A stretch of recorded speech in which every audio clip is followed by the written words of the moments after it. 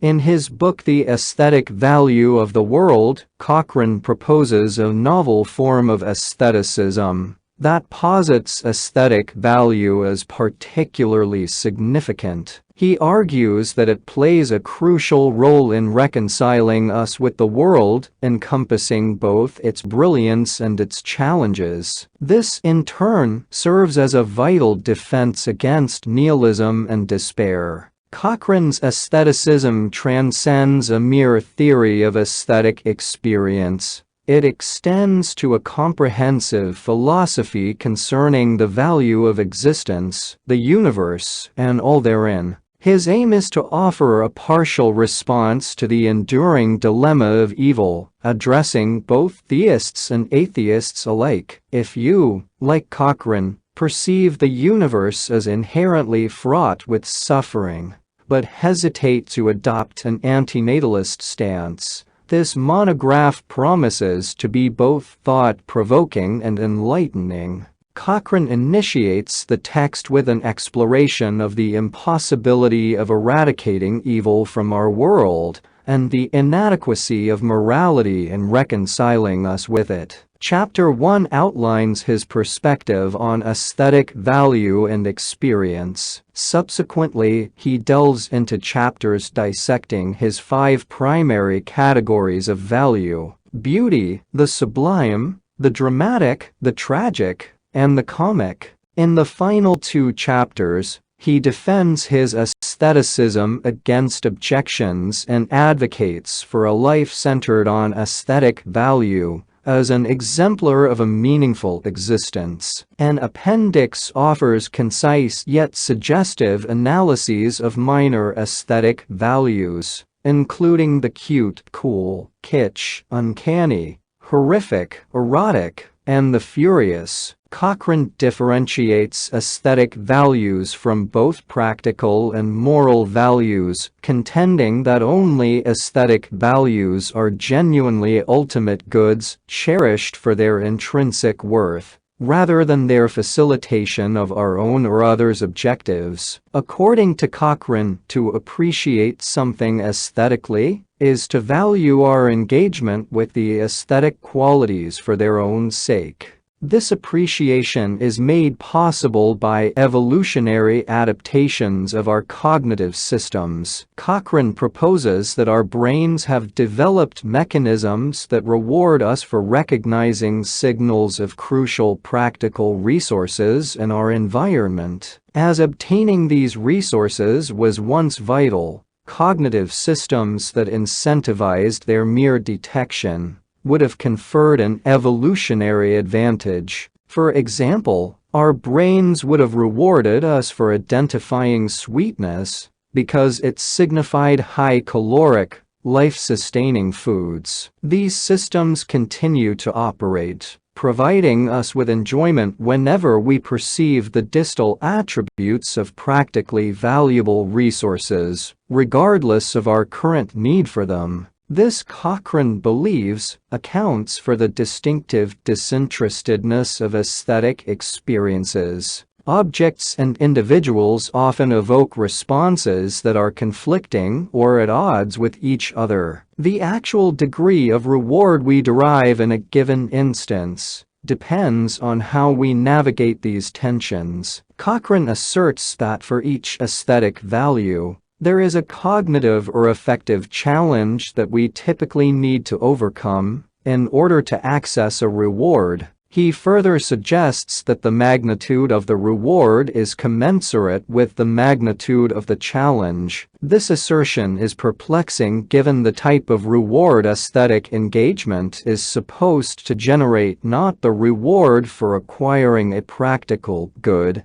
but rather the reward we receive merely for detecting its presence. This issue resurfaces in Cochrane's discussion of beauty in Chapter 2. In Chapter 2, Cochrane posits that there is a consensus that beautiful things exhibit formal perfection, with their constituent parts intricately interrelated in a defined manner, while still possessing enough complexity to avoid monotony. Why do we aesthetically appreciate things with these formal attributes? According to Cochrane, the basic idea is that the pleasure of things fitting together is a distal version of the reward we get from knowledge. He contends that our brains not only grant us pleasure when we acquire knowledge, process information fluently, but also reward our perception of things as being rich in details that are readily graspable, which he terms cognitive bargains. We perceive a rose as beautiful when its form conveys the marvelous clarity it promises. Conversely, we recoil from things as ugly when their signals suggest an internal disorder that defies easy comprehension. Yet, he argues, even the ugly can possess a beauty if we make the effort to approach it as a constructive contribution to a larger whole. Up until this point, this perspective aligns with Cochrane's account of the reward system that underlies our experience of the appearances of things of practical value. However, he then asserts, it is not possible to find something beautiful without having at least some grasp of how the thing fits together, i.e. some knowledge. Thus the practical value of knowledge and the aesthetic value of beauty always coincide to a degree. In the case of beauty, the mere detection of something potentially informative is insufficient to reward us with pleasure. We must actually acquire that practical good information as well. Cochrane doesn't offer an explanation for why this is the case, nor does he address the implication that, if we follow this line of thought, we would have to deny that our distant ancestors could have aesthetically appreciated stars, clouds, or other phenomena they did not understand. The subsequent 4 chapters follow a similar structure, providing analyses of Cochrane's other primary aesthetic values. We take delight in the sublime, where we discern a distal manifestation of power, with which we imaginatively align ourselves. This experience is simultaneously exhilarating and often reassuring about our abilities to contend with such formidable entities. Aesthetic appreciation of dramatic objects arises from our brains rewarding us for engaging with thrilling experiences. Even in instances of intense discomfort, we find an additional thrill in pushing the boundaries of our capacities to cope. The tragic captivates us when stories, real or fictional, present characters, whether human or not, with qualities that signify the potential for meaningful social connection, often most vividly portrayed when we witness these characters in moments of suffering. The comic brings us joy when we recognize breaches of social norms that, under normal circumstances, would distress us but are, in fact, inconsequential and require no response. In Cochrane's words, it is a distal manifestation of the pleasure of relief from anxiety. In Chapter 7, Cochrane reasonably posits that with this array of aesthetic values, it is plausible that everything in the world possesses positive aesthetic value in some respect. He proceeds to address objections to his aestheticism. These objections encompass concerns that aesthetic values are too subjective to outweigh human suffering, that the moral flaws of the world preclude deriving enjoyment from its aesthetic merits, that there is an excess of ugliness, rendering it aesthetically irredeemable, and even if it were redeemable,